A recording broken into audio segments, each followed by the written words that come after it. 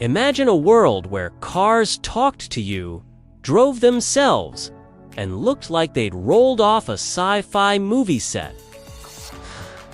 That world wasn't the future, it was the 1980s. It was a decade drenched in neon lights and optimism. Designers wore big dreams and bigger glasses. And car companies, they weren't afraid to build the impossible. Concept cars back then weren't marketing gimmicks. They were visions of the future, handcrafted in metal and madness. Today, we're going back to that time to rediscover the 80s concept cars that could have changed everything, but never got the chance. The 1980s started with a new obsession: aerodynamics.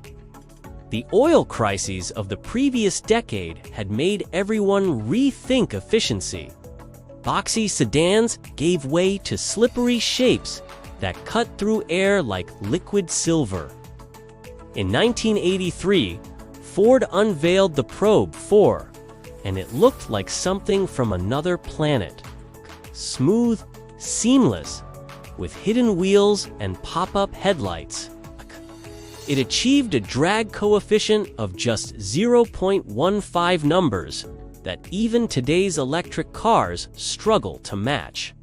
Inside, it had digital dashboards and touch-style buttons, in an era when most cars still had cassette decks. The Probe 4 didn't just predict the future, it invented it. You can trace its DNA in cars like the Tesla Model S, the Hyundai Ioniq 6, even the Mercedes EQs. They all carry whispers of that same 80s dream, that technology and beauty could merge into something transcendent. But the 80s weren't only about sleek efficiency. They were also about excess, about showing off what imagination looked like when there were no rules. Enter the Lamborghini Athon.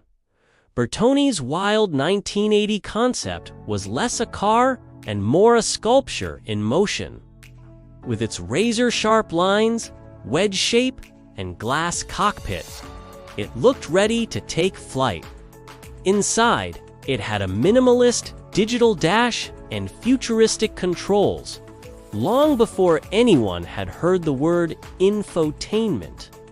The Athon was Lamborghini's love letter to the future, bold, confident, and completely impractical. It was never meant to reach production. It existed to prove a point. Design should provoke emotion. That's something the auto industry sometimes forgets. Cars like the Athon remind us that emotion drives innovation, not spreadsheets. Meanwhile, in America, Pontiac had its own futuristic fever dream. The Pontiac Trans Am Type K, unveiled in 1985, looked like Knight Rider's cooler cousin, smooth, low, and digitally advanced. It experimented with new composite materials and early driver assist technology years before anyone called it autonomous. It was muscle meets microchip, and it showed that even performance cars were dreaming of the digital age. But just like the Athon, the Type K never reached production. Why? Because the future was expensive. Too expensive. The technology wasn't ready. The regulations were strict. And the average buyer just wasn't asking for a car that looked like a spaceship. By the late 80s, practicality took over. Consumers wanted reliability, not revolution. The dreamers had to slow down. Yet, somewhere between those radical curves and neon-lit prototypes, a spark ignited one that never really went out. Think about this. When you sit inside a modern EV, surrounded by panoramic glass, touchscreens, and silent power, you're living inside the 80s vision. The Ford Probe IV's aerodynamic philosophy. The Lamborghini Aethon's minimalist cockpit. The Pontiac Type K's tech-driven design language. They all echo through today's cars. The world just needed a few decades to catch up. And speaking of catching up, imagine you could step inside one of those lost 80s dream cars right now. The hum of a digital dash warming up, synth music playing through hidden speakers, the glow of neon reflected in the windshield. Now picture sharing that moment not as nostalgia, but as a reminder that the future we drive today was once only a dream. That's the heartbeat of the next gear exploring. Not just the cars we see, but the ones we almost had. If you've ever looked at a concept car and thought, what if? Then you're exactly where you belong. Stick around, because every week we uncover another forgotten chapter of automotive imagination. All right, back to the story. While most of these 80s concept cars were locked away in museum basements, their ideas lived on. Automotive design is cyclical. What's too radical in one decade becomes mainstream in another. Glass roofs, once futuristic, are everywhere now. Digital dashboards that looked like science fiction, standard equipment, and aerodynamic curves that once seemed alien are the backbone of every EV trying to squeeze out a few extra kilometers of range. It's poetic. Really, the world finally caught up to the future the 80s promised. But beyond design and tech, the 80s left us something far greater: belief. Belief that the future was bright, bold, and worth chasing.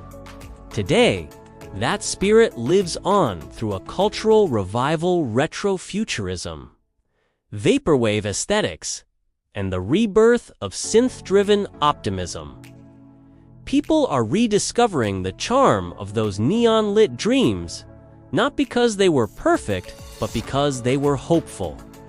The 80s looked at the unknown and said, let's build it anyway. That's a lesson worth remembering, especially now, when the car world is once again rewriting its future with EVs, AI, and autonomy. Maybe those wild concept cars never reached production because the world wasn't ready. The materials weren't there. The software didn't exist. And maybe, just maybe, we weren't ready to let go of what we already knew.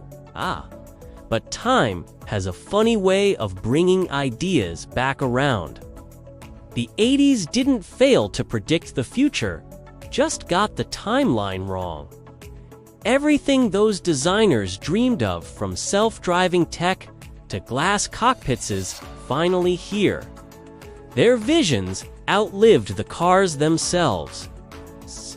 So the next time you see a sleek EV gliding silently down a neon-lit street, take a second look.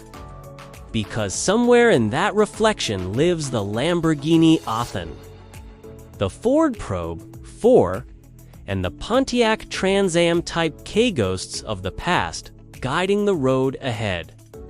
The 80s gave us more than wild designs.